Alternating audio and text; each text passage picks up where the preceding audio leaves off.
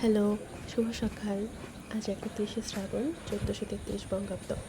খুব ভোরে ঘুম থেকে উঠে পড়াতে যাচ্ছি। আমি হচ্ছে সেই স্যার ম্যাম যে কাদার মধ্যেও পড়াতে যায়। আমাদের বাসাটা না একদম মাঠের শেষে, যেখান থেকে সুন্দর আকাশ দেখা যায়। বাসায় ফিরলাম ১১টার দিকে। তারপর বিকেলে গিয়েছিলাম লাইব্রেরির মতো দেখতে একটা বইমেলায়। একটু বইও কিনেছি। এখানে সেরকম বইমেলা টাইমেলা হয় না। বিকালে বইমেলায় যাওয়ার সময় স্টুডেন্ট লাবিবাকে নিয়ে গেছিলাম, ওর সাথে একটু ঘুরে আসলাম। সারাদিন এদিক ওদিক করতে করতে আমার চলে যায়। রিক্সায় করে সুগার মিলের ভিতরে একটু ঘুরেছি, দেন বাসায় আসছি। বাসায় এসে আবার টুকটাক কাজ, পড়ানো।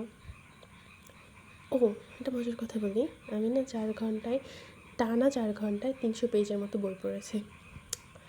দেন সন্ধ্যা হয়ে গেল, বিকালবেলা আকাশ দেখতে দেখতে সময় চলে গেছিলো। আমি না মন খারাপ হলে প্রায় সময় আকাশ দেখি। জানি না কেমন হয়েছে, একটা বোরিং ব্লগ বানিয়েছি যার আগামাথা কিচ্ছু নাই। পুরোটা দেখার জন্য ধন্যবাদ।